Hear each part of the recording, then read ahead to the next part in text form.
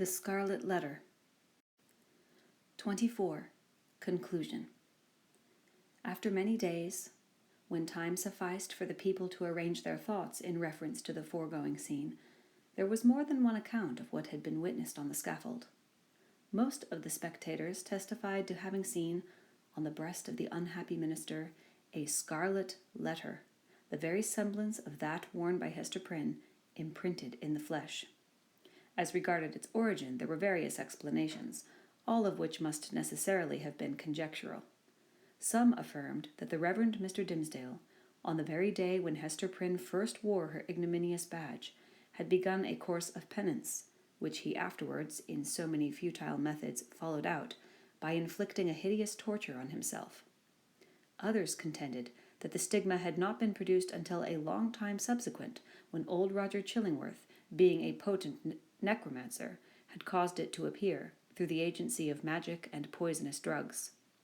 Others, again, and those best able to appreciate the minister's peculiar sensibility and the wonderful operation of his spirit upon the body, whispered their belief that the awful symbol was the effect of the ever-active tooth of remorse, gnawing from the inmost heart outwardly, and at last manifesting heaven's dreadful judgment by the visible presence of the letter.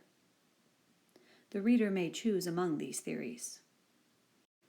We have thrown all the light we could acquire upon the portent, and would gladly, now that it has done its office, erase its deep print out of our own brain, where long meditation has fixed it in very undesirable distinctness. It is singular, nevertheless, that certain persons who were spectators of the whole scene, and professed never once to have removed their eyes from the Reverend Mr. Dimmesdale, denied that there was any mark whatever on his breast more than on a newborn infant's.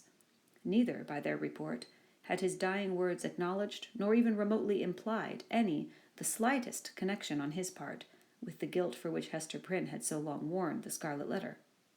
According to these highly respectable witnesses, the minister, conscious that he was dying, conscious also that the reverence of the multitude placed him already among saints and angels, had desired, by yielding up his breath in the arms of that fallen woman, to express to the world how utterly nugatory is the choicest of man's own righteousness. After exhausting life in his efforts for mankind's spiritual good, he had made the manner of his death a parable, in order to impress on his admirers the mighty and mournful lesson that, in the view of infinite purity, we are sinners all alike. It was to teach them that the holiest amongst us has but attained so far above his fellows as to discern more clearly the mercy which looks down, and repudiate more utterly the phantom of human merit which would look aspiringly upward. Without disputing a truth so momentous, we must be allowed to consider this version of Mr. Dimmesdale's story as only an instance of that stubborn fidelity with which a man's friends, and especially a clergyman's, will sometimes uphold his character, when proofs, clear as the midday sunshine on the scarlet letter, establish him a false and sin-stained creature of the dust. The authority which we have chiefly followed, a manuscript of old date, drawn up from the verbal testimony of individuals, some of whom had known Hester Prynne, while others had heard the tale from contemporary witnesses, fully confirms the view taken in the foregoing pages. Among many morals which press upon us from the poor minister's miserable experience, we put only this into a sentence: Be true, be true, be true. Show freely to the world, if not your worst, yet some trait whereby the worst may be inferred. Nothing was more remarkable than the change which took place, almost immediately after Mr. Dimmesdale's death, in the appearance and demeanour of the old man known as Roger Chillingworth. All his strength and energy, all his vital and intellectual force, seemed at once to desert him, insomuch that he positively withered up, shriveled away, and almost vanished from mortal sight, like an uprooted weed that lies wilting in the sun.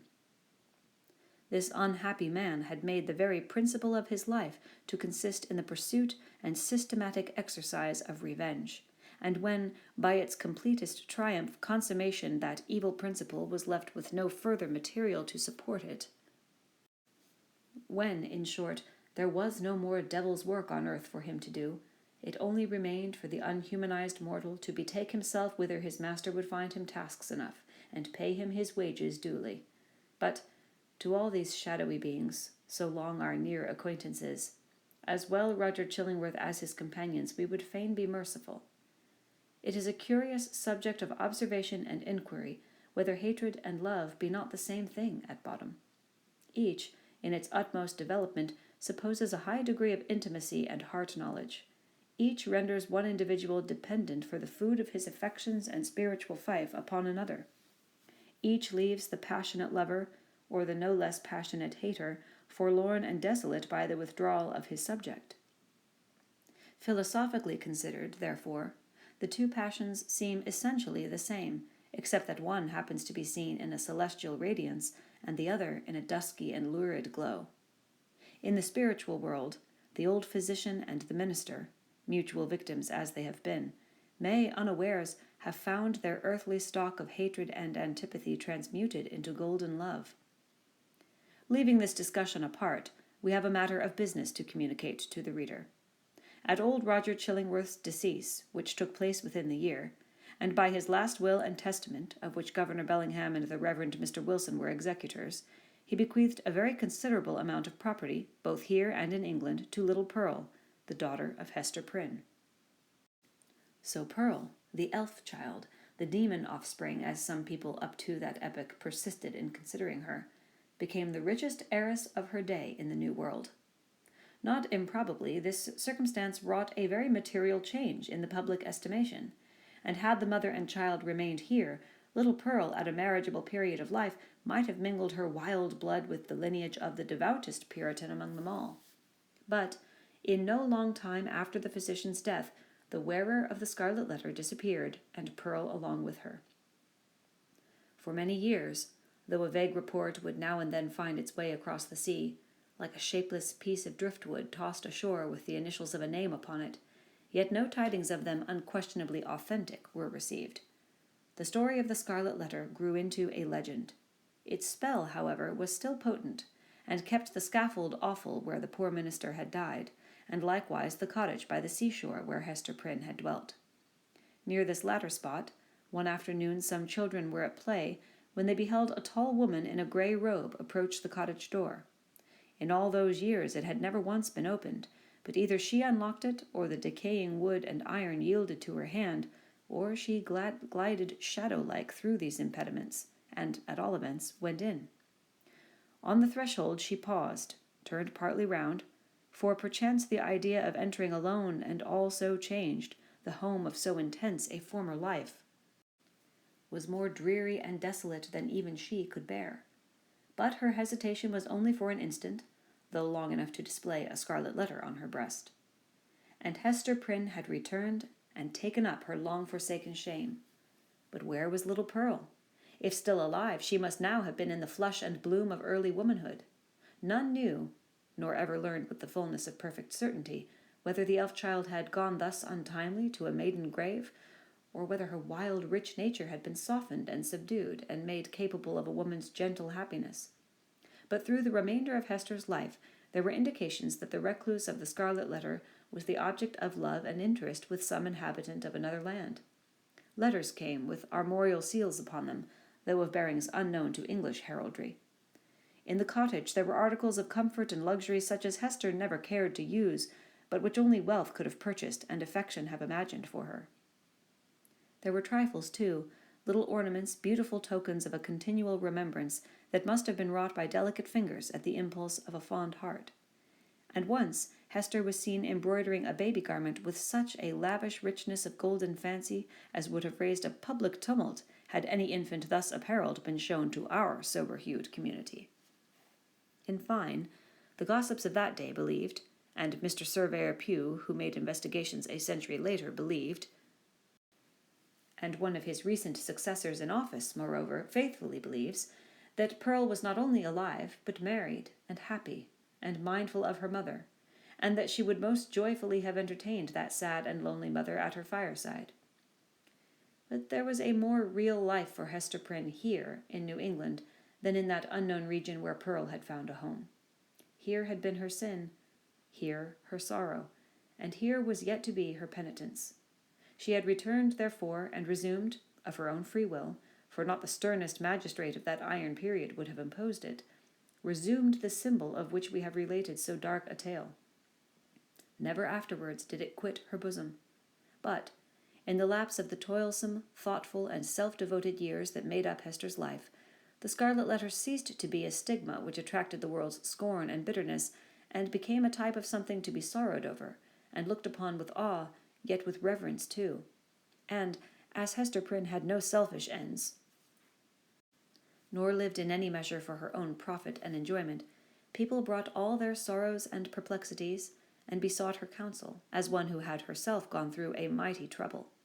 Women, more especially, in the continually recurring trials of wounded, wasted, wronged, misplaced, or erring in sinful passion, or with the dreary burden of a heart unyielded, because unvalued and unsought, came to Hester's cottage, demanding why they were so wretched, and what the remedy.